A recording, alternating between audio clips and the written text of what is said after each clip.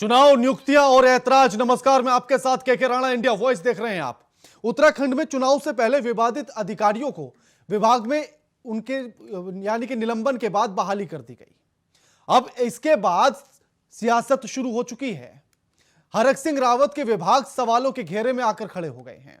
वहीं कैबिनेट मंत्री यतीश्वर नंद के द्वारा आबकारी विभाग के अधिकारियों को पोस्टिंग देने का मामला भी सरकार की जमकर फजीहत करा रहा है।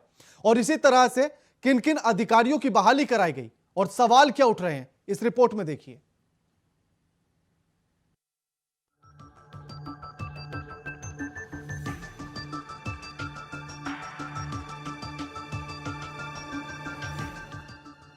एक के बाद एक विवादित अधिकारियों की एंट्री,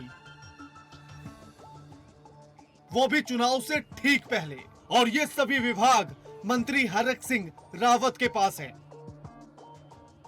ऊर्जा विभाग में 3 भ्रष्टाचार के आरोपी अधिकारियों के निलंबन को वापस ले लिया गया। क्यों, सवाल है। और प्रदेश में विवादित अधिकारी मृत्युंजय मिश्रा को आयुर्वेद विश्वविद्यालय में रजिस्ट्रार बनाने का फैसला किया गया। क्यों, सवाल है। ऊर्जा निगम में 3 अधिकारियों का निलंबन वापस ले लिया गया। क्यों, सवाल है। अब इस पर मंत्री हरक सिंह रावत का क्या कहना है, सुनिए। एक जेल गए व्यक्ति को फिर वापस उसी पद पे तैनात कर दिया गया। देखिए, जब तक कोई अंतिम निर्णय किसी के बारे में नहीं हो जाता है, मैं क्योंकि एक शिक्षक रहा हूँ, कानून को भी बहुत अच्छे से जानता हूँ, क्योंकि कोई केवल मुकदमा दर्ज होने से, उसके खिलाफ कोई कानूनी कार्रवाई चलने से आप उसको अपराधी नहीं मान सकते हैं जब तक उसके खिलाफ कोई अंतिम फैसला न्यायालय से नहीं होगा। अब मंत्री ठहरे तो कुछ तो कहेंगे ही, तो कह दिया। विभाग के प्रबंध निदेशक अनिल कुमार ने फैसला लिया है। चलो ये भी ठीक है, लेकिन इस पर अनिल यादव ने नियमों का हवाला देते हुए अपने निगम की जांच टीम की कमी को मजबूरी करार दे दिया था। लेकिन इस बार मामला हरक सिंह रावत के दूसरे विभाग आयुर्वेद विभाग का है, जहां प्रदेश में मृत्युंजय मिश्रा, जो प्रदेश में बेहद विवादित अधिकारी हैं और तमाम मामलों में जेल की हवा भी खा चुके हैं, जबकि उनकी जांच अभी भी विशेष पुलिस कर रही है। इसके बावजूद भी चुनाव से ठीक पहले मृत्युंजय मिश्रा को आयुर्वेद विश्वविद्यालय में रजिस्ट्रार नियुक्त करने के आदेश दे दिए गए। क्यों, सवाल है। हमने जीवन निर्वाह भत्ता उसको दिया। जब वो जमानत में बाहर आ गया और उसने ज्वाइनिंग दे दी, निलंबन हम 6 महीने से अधिक नहीं रख सकते, या जब तक जेल में था तब तक ही हम निलंबन रख सकते थे। ये सरकार की मजबूरी है कि सुप्रीम कोर्ट के दिशा निर्देशों के आधार पर या हाई कोर्ट के विभिन्न हाई कोर्ट के दिशा निर्देशों पर हमें उस व्यक्ति को बहाल करना हमारी कानूनी बाध्यता है। खबर यह भी है कि इस मामले को लेकर अब मुख्यमंत्री कार्यालय चौकन्ना हो गया है। और खबर यह भी कि आदेश के खिलाफ मुख्यमंत्री कार्यालय की तरफ से कोई एक्शन लिया जा सकता है। वहीं कांग्रेस के प्रवक्ता ने हरक सिंह रावत के विभागों में हो रही विवादित अधिकारियों की नियुक्ति के मामले पर चुटकी ली है। उन्होंने कहा है कि हरक सिंह रावत और विवादित अधिकारियों का चोली दामन का साथ रहा है। ये तो बड़ा दुर्भाग्य है। वो जीरो टॉलरेंस की परिभाषा ही बदल दी है। माने हरक सिंह रावत जी से पूछें कि मृत्युंजय मिश्रा जो महाभ्रष्ट आदमियों में था, जिसको हटाया गया, उसे किन कारणों से आपने पुनः कुल सचिव बना दिया। जो व्यक्ति भ्रष्ट रहा हो वो कैसे पाक साफ हो गया। तो सवाल केवल एक का नहीं है। ये विवादों में कई अधिकारियों को जो विवादित रहे हैं उनको पुनर्स्थापित करने का काम करते हैं। तो चाहे वो खनन का हो, कर्मकार का बोर्ड का हो, NH-74 का हो, चाहे कोई भी मामला हो, ये भ्रष्टाचार में लिप्त है, शराब माफियाओं के साथ, खनन माफियाओं के साथ। और ये बड़ा दुर्भाग्यपूर्ण है कि जो भ्रष्ट अधिकारी हैं उन्हें हरक सिंह रावत जी फिर मलाईदार दफ्तरों में बिठा देते हैं। प्रदेश में विधानसभा चुनाव नजदीक है और चुनाव से पहले हरक सिंह रावत की नाराजगी के बाद जिस तरह से भ्रष्टाचार के आरोपियों को पनाह दी जा रही है, वह न केवल राज्य के विकास के लिए खतरनाक है, बल्कि बीजेपी के लिए भी आने वाले चुनाव में बड़ी मुसीबत खड़ी कर सकता है। देहरादून से इंडिया वॉइस के लिए सौरभ भाटिया की रिपोर्ट।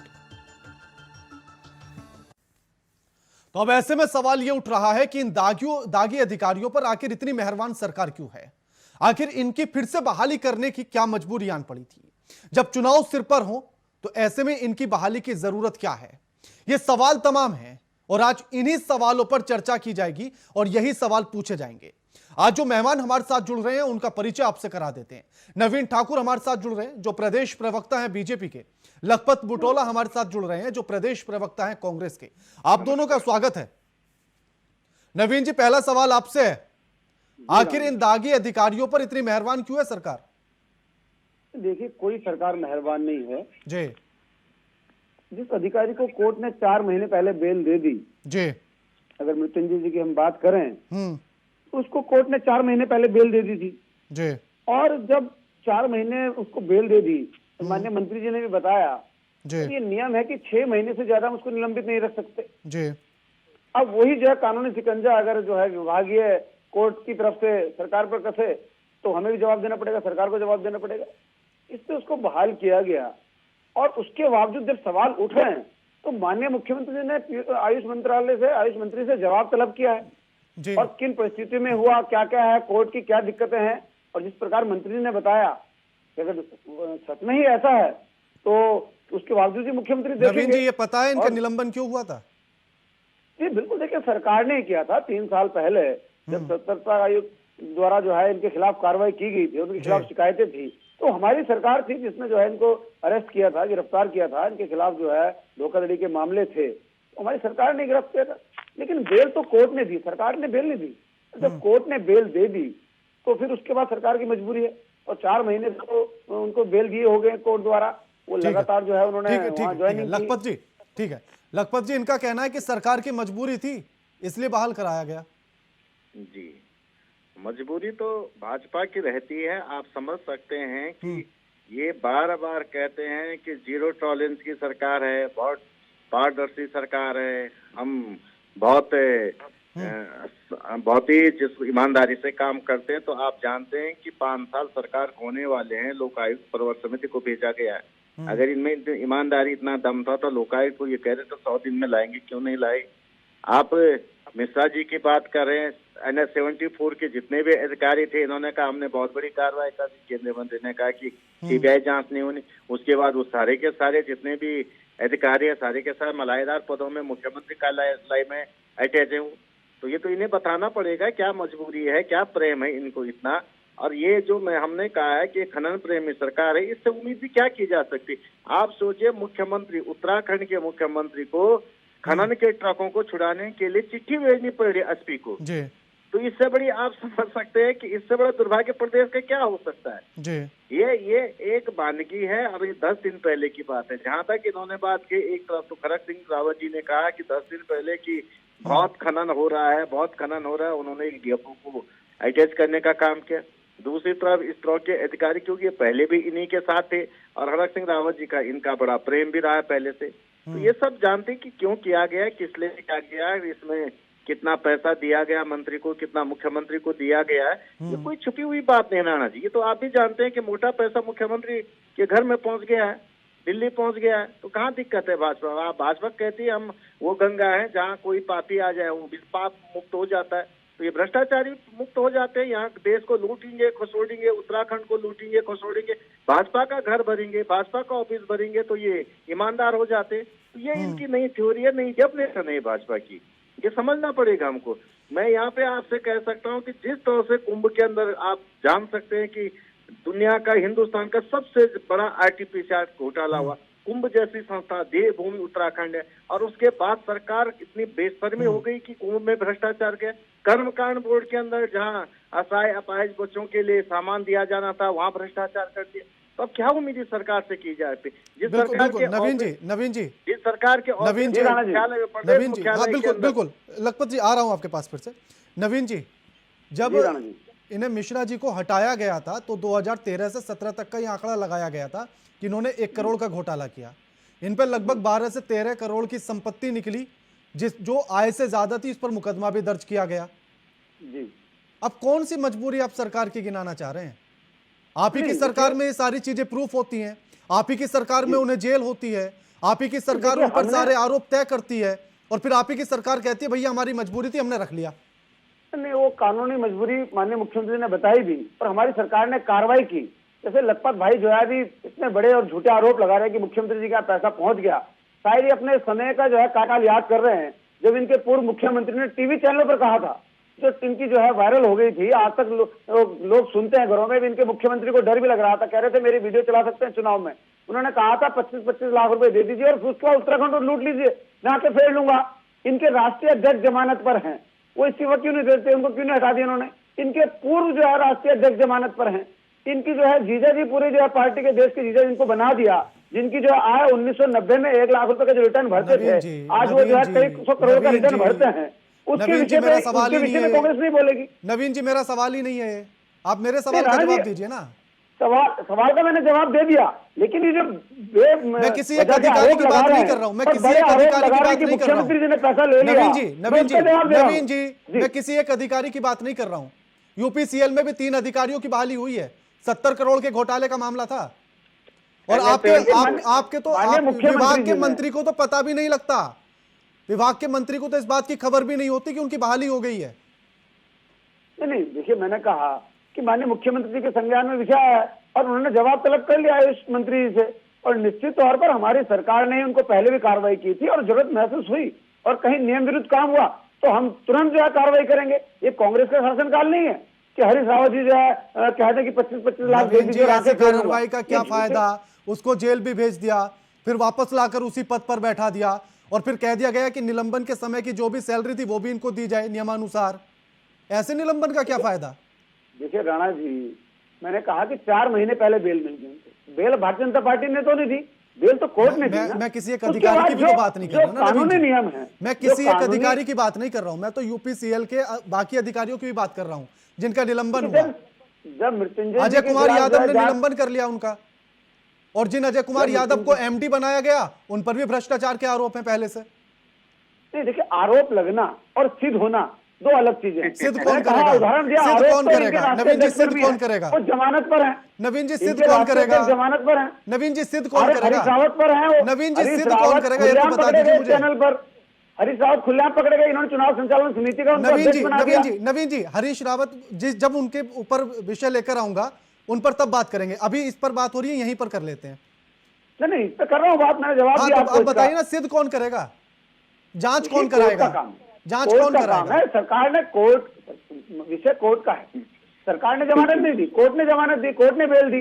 सरकार ने अपना काम किया, आरोप लगे, हमने जो है उनको तुरंत जेल भेजने का काम किया। उसके बाद कोर्ट में ट्रायल चला, कोर्ट में देखिए नवीन जी ऐसे में 2 सवाल उठते हैं। नवीन जी ऐसे में 2 सवाल उठते हैं। या तो आपकी सरकार में जो आरोप लगे थे, जो जांच हुई थी वो गलत थी, जी बिल्कुल, इसलिए कोर्ट ने जमानत दे दी है और कह दिया भैया जाओ आप तो निर्दोष हैं। नहीं, देखिए ये विषय कोर्ट का है और कोर्ट के विषय में नहीं, तो आप किसी एक विषय नहीं, आप किसी एक बिंदु पर रुकिए ना। या तो आपकी सरकार की जांच गलत थी या ये बहाली गलत है। नहीं, देखिए अभी उस पर फैसला महाराज किसी एक पर तो रुक जाइए। अभी बेल हुई है उस पर फैसला नहीं आया। जब फैसला आएगा, माननीय मंत्री जी ने भी कहा नवीन जी एक बात स्पष्ट बताऊं, निलंबन इसलिए किया जाता है ताकि जांच में किसी भी तरह की रुकावट ना हो, जांच को किसी भी तरह से प्रभावित ना किया जाए, और आपने उसे फिर उसी पद पर ले जाकर बैठा दिया। तो आपको लगता है कि अब निष्पक्ष जांच होगी? देखिए निलंबन आपको भी मंत्री जी ने बताया, मैं भी बता रहा हूँ कि 6 महीने से ज्यादा सरकार निलंबित नहीं रख सकती। वो फिर कोर्ट की शरण में जाएंगे, फिर जो है कोर्ट से आदेश मिलेगा, फिर यही कांग्रेस के लोग कहेंगे देखिए कोर्ट जो बार-बार फटकार लगा रहा है सरकार को, सरकार कोर्ट की नहीं सुन रही है, सरकार जो है कोर्ट की अवमानना कर रही है। फिर यही कांग्रेस के नेता जो है यहाँ पर बोलेंगे आपके चैनल पे कि सरकार को कोर्ट ने फटकार लगा दी। तो ये जो है कानूनी मजबूरी भी थी, न्यायिक मजबूरी भी थी कि 6 महीने से ज्यादा हम उनका निलंबन नहीं रख सकते थे, तो इसलिए उनको बहाल किया। 4 महीने से ज्यादा उनको जमानत मिले हो गई थी, लेकिन उसके बाद ठीक है नवीन जी आपके पास लौटता हूँ। नवीन जी आपके पास लौटता हूँ। आम आदमी पार्टी से भी हमारे साथ नवीन जी जुड़ गए हैं। नवीन जी आपका भी स्वागत। हेलो जी धन्यवाद राणा जी। नवीन जी अब ऐसे में बीजेपी का कहना है कि हमारी तो मजबूरी थी इसलिए हमने अब उनको बहाल कर लिया है। देखिए, मजबूरी नहीं होती है, ये भ्रष्टाचार को संरक्षण देने वाली सरकार है भारतीय जनता पार्टी की, और आप देख रहे हैं कि भ्रष्ट अधिकारियों को किस प्रकार से संरक्षण प्राप्त हो रहा है। जो सजा याफ्ता दागी अधिकारी हैं उनको उच्च पदों पर बैठाकर कहीं न कहीं जो मंत्री उनको बैठा रहे हैं उनके लिए वो आय के स्रोत हैं, और उस आय के स्रोत वो जारी रहे, इसलिए इनको जल्दबाजी है। और चुनावी समय है, इस वक्त आप देखते हैं चारों तरफ से भारतीय जनता पार्टी की सरकार जो है राजस्व इकट्ठा करने के लिए जुटी पड़ी है, इसलिए यहाँ पर बजट के लिए लड़ाई हो रही है, योजनाओं के लिए लड़ाई हो रही है। और जो मंत्री का ये विभाग है, आप देख रहे हैं कि वो मंत्री भारतीय जनता पार्टी से संभल नहीं पा रहे। डॉक्टर हरक सिंह रावत लगातार कुछ न कुछ बयानबाजी करके अपने चर्चा में बने हुए हैं, और कभी कोटद्वार प्रभाग का मामला आता है, कभी कोटद्वार मेडिकल कॉलेज का मामला आता है, और सारी चीजें अभी याद आ रही है। 5 साल सरकार बीत गई, कोई एक मुद्दा नहीं आया। कर्मचारी कल्याण बोर्ड का घोटाला सबके सामने है। तो इस प्रकार से जो दागी बागी अधिकारियों को यहाँ पर रखा जाता है, उन्हीं अधिकारियों के जरिए मंत्री और विधायक वसूली में लगे हैं, उत्तराखंड का दोहन कर रहे हैं, इसके अलावा कुछ नहीं है। ये चाहे कुछ भी बोले, जनता इसको समझ रही है, और अब जनता मन बना चुकी है इनकी सफाई के लिए। जी जी जी लखपत जी, आपकी पार्टी की तरफ से तो इस तरह के बयान भी आ रहे हैं कि हरक सिंह का तो पुराना नाता रहा है ऐसे दागी अधिकारियों के साथ। जी राणा जी, इन्हें ये बताना चाहिए कि जब सरकार ने जांच की तो इनकी सरकार ने गलत जांच की, पहली बात है। ये सवाल मैं पूछ चुका हूं। दूसरी बात ये कह रहे कोर्ट का फैसला है, कोर्ट ने कोई फैसला तो दिया नहीं। जमानत का मतलब ये नहीं होता है कि वो दोषी है कि नहीं है। बिल्कुल। यदि अभी तक यदि उनको जमानत मिली है तो सरकार ने अच्छी पैरवी नहीं की, चलो नहीं की जमानत में, तो उन्हें जरूरी था उस विधायक का, उसी विभाग का एमडी बनाना। ये जो चीजें, ये जो नवीन जी बार बार कांग्रेस पे चले जाते हैं, तो नवीन जी आपसे एक बात कहता हूं, आप बड़े समझदार नेता है। हरीश रावत जी का ये बयान आप दिखा दे, 25 लाख ले ले, चैनल के सामने लूट ले उत्तराखंड को, तो आप ऐसा है कि बता सकते हैं, और बता दीजिए, हम राजनीति छोड़ देंगे जब आप दिखा देंगे। इस तरह के झूठ फरेबी बातें कहना, बड़े नेता पे इस तरह के आरोप लगाना, ये मैं जरूर कह सकता हूँ, और मैं दावे के साथ कह रहा हूँ। इसलिए कहता हूँ कि जब मुख्यमंत्री एक ट्रक को छुड़ाने के लिए सिफारिशी चिट्ठी एसपी को लिख सकता है, तो यहाँ तो इतने बड़े 100 करोड़ के घोटाले हो गए, तो उसमें मुख्यमंत्री ने 10-20 करोड़ खा भी लिया होगा, तो कौन मना कर रहा है? और खा ही रहे मुख्यमंत्री जी। आज रिकॉर्ड 5 महीने में सबसे ज्यादा आपने खनन के पट्टे दिए, किसलिए दिए? यही भ्रष्टाचार को पनपाने के लिए दिया। NH-74 के सारे अधिकारी मुख्यमंत्री कार्यालय में अटैच है। क्यों अटैच है? आपको मैं एक बात और बता देता हूँ कि कई विभाग तो ऐसे जहाँ मुख्यमंत्री ने सीधे अधिकारियों की नियुक्ति करे, और विभागीय मंत्री को पता ही नहीं कि भ्रष्ट अधिकारी हमारे विभाग में आ भी चुका है। ये मुख्यमंत्री कार्यालय से हो रहा है। सारे की सारी चीजें तो मुख्यमंत्री कार्यालय से हो रही, और आप कह रहे मुख्यमंत्री जी पाक साफ हैं। बिल्कुल। ये जो बातें आप कह रहे, मैं आपसे कह सकता हूँ कि निश्चित रूप से ये मिली भगत है भाजपा पूरी सरकार में पहले भी कह चुका हूँ कि पूरी की पूरी सरकार लूट खसोट और भ्रष्टाचार में लिप्त है, और यहाँ इनका कार्यकर्ता से लेकर और मंत्री और मुख्यमंत्री नवीन जी बताइए सर। बिल्कुल बिल्कुल नवीन जी, कांग्रेस की तरफ से यह भी आरोप लग रहा है कि मलाई चाटने के लिए इस तरह के अधिकारियों को बैठाया जा रहा है कुर्सी पर। देखिए, कांग्रेस पार्टी भी कौन सी दूध की धुली है। आप देख रहे हैं 256 घोटालों की बात इनकी भी चल रही थी, भारतीय जनता पार्टी ने उस पर कोई कार्रवाई नहीं करी, उसके बहाने ये प्रचंड बहुमत में आ गए। ये दोनों ही दल इस उत्तराखंड की बैड पॉलिटिक्स के हेड एंड टेल हैं। 2 ध्रुव हैं, जो एक ही है, बी एंड सी टीम है। भारतीय जनता पार्टी और कांग्रेस एक दूसरे से मिले हुए हैं, बारी बारी से सत्ता का दोहन करके उत्तराखंड की जनता को बरगला रहे हैं। जनता, प्रबुद्ध जनता कभी कांग्रेस को चुनती है, कांग्रेस से परेशान होती तो भारतीय जनता पार्टी को चुन देती है, भारतीय जनता पार्टी से परेशान होकर कांग्रेस को ऑप्शन नहीं मिल रहा था। इस बार जो मुद्दों की राजनीति उत्तराखंड में चल रही है, वही उत्तराखंड का ऑप्शन है, वही उत्तराखंड की धारणा और नवनिर्माण के लिए ठीक है, प्रचार नहीं करना है, सिर्फ मुद्दे पर बात करनी है। नवीन ठाकुर जी, ऐसे में इस बात की गारंटी क्या होगी कि जो जांच चल रही है वो निष्पक्ष होगी? देखिए, पूर्व में भी जांच निष्पक्ष हुई, और हमने जो है कार्रवाई की अपनी सरकार के रहते हुए, और जांच जो है निष्पक्ष होगी। अंतिम फैसला आने तक हमें इंतजार करना चाहिए, और जो उनके खिलाफ आरोप थे उस पर सतर्कता विभाग द्वारा लगातार जो है निष्पक्ष रूप से जांच की जा रही है। अगर जांच निष्पक्ष ना होती तो उनको गिरफ्तार करके जेल में भेजा जाता। अगर नवीन ठाकुर जी, जिस समय पर इन पर जांच चल रही थी, जब आरोप लगे थे, जब पुलिस ने गिरफ्तार किया था, तो यह कहा गया था कि जितने भी साक्ष्य मिले हैं वो सब इनके खिलाफ है और बड़े ठोस हैं। अब ऐसा कौन सा साक्ष्य कमजोर रहा कि अदालत ने इनको जमानत दे दी? राणा जी, ये तो फिर माननीय जज साहब ही बताएंगे। अब ये तो मैं तो वहां पे अदालत में नहीं था, ना सरकार ने जमानत दी। दूसरा ये वकील तो जमानत- सरकार की मैंने तरफ से ही कहा कि होगा। कोर्ट में भी हमने जमानत नहीं नवीन दी। ठाकुर जी, दूसरा वकील तो जमानत- सरकार की तरफ से होगा। नहीं, सरकार की तरफ से तो वकील ने पैरवी की, लेकिन जब कोर्ट ने बेल दे दी, मैंने कहा जो 1000 करोड़ के भ्रष्टाचार के आरोप में जब राष्ट्रीय अध्यक्ष की इनको जमानत मिल सकती है, तो ये तो मृत्युंजय 1 करोड़ के जो है उसमें घपले में थे। तो कांग्रेस के लोग जो है तो केवल मतलब केवल आप आरोप मानते हैं, लगाने का काम आप करते मानते हैं कि उनको मिलेगी तो इनको भी मिल गई, कोई दिक्कत नहीं। नहीं राणा जी, मैंने कहा ये न्यायिक विषय है, इसमें जो है मैं टिप्पणी नहीं कर सकता, कोर्ट का विषय है। मैं तो उदाहरण दे रहा हूँ, 1000 करोड़ का नेशनल हेराल्ड घोटाला करके जो है राहुल गांधी, सोनिया गांधी सब जमानत जिस पर है। क्रिएटिव कंपनी को इन्होंने बनाया, जिससे लाखों करोड़ों का सामान खरीदा, ना तो उस कंपनी का कोई आधार, ना उसके मालिक का कोई आधार। जो नूतन के नाम से बनी थी, जो मालिक थी, उनका भी अभी तक कोई पता नहीं मिला। जिस फुब्बारे चौक पर कंपनी को दिखाया गया था, उस जगह पर कंपनी नहीं चल रही है। नहीं, ऐसे नेशनल हेराल्ड के अखबार का भी जो है संपत्ति उनके खातों में ट्रांसफर कर दी है, हजारों करोड़ रुपए, उसका भी पता नहीं है क्यों कर दिया गया, वो निजी तो खातों आप में क्यों मुद्दा कर दिया उठाइए, गया? आप ये मुद्दा संस्था उठाइए थी। ना। आप कहाँ नहीं, नेशनल है, आप कहाँ चले जा रहे हैं? लगातार, इसलिए जो है वो जेल गए और जमानत पर चल रहे हैं। इनके राष्ट्रीय अध्यक्ष, उपाध्यक्ष, इनके जीजे सारे जेल जमानत पर चल रहे हैं। और ये बार बार जो बोल रहे हैं कि हरीश रावत जी का कोई वीडियो तो दिखा दीजिए, राजनीति छोड़ देंगे। अरे भैया, कितनी बार आप राजनीति छोड़ेंगे? आपको राजनीति छोड़ने की जरूरत नहीं है। इस देश की जनता, इस प्रदेश की जनता। अच्छा नवीन जी, एक गंभीर सवाल, नवीन ठाकुर जी, एक गंभीर सवाल। जी जी, अधिकारियों की नियुक्ति हो रही है, चलिए आपने कहा सरकार की मजबूरी थी, लेकिन इसके बाद भी विभाग के मंत्री को पता ना लगे ये बात और नियुक्ति हो जाए। यूपीसीएल में ऐसे ही हुआ है। देखिए, मैंने कहा कि माननीय मुख्यमंत्री जी ने जवाब तलब किया है इस विषय में, और किन कारणों से किन अधिकारियों ने की, तो निश्चित तौर पर जो है उस पर कार्रवाई की जाएगी। जो चीजें संज्ञान में आएंगी उस पर कार्रवाई की जाएगी। मैंने कहा है बस ठीक है नवीन जी, उम्मीद करते हैं नवीन जी, ठीक है, उम्मीद करते हैं कि कार्रवाई की जाएगी, निष्पक्ष की जाएगी। उत्तराखंड की जनता भी यही उम्मीद करती है कि कार्रवाई की जाए और निष्पक्ष की जाए। शुक्रिया आपका नवीन ठाकुर जी हमारे साथ जुड़ने के लिए, लखपत बुटोला जी आपका भी, और नवीन परसाली जी आपका भी हमारे साथ जुड़ने के लिए शुक्रिया। लेकिन ऐसे में सवाल यही उठता है कि आखिर ऐसी कौन सी मजबूरी आन पड़ी थी कि एक बार फिर से बहाली करनी पड़ी?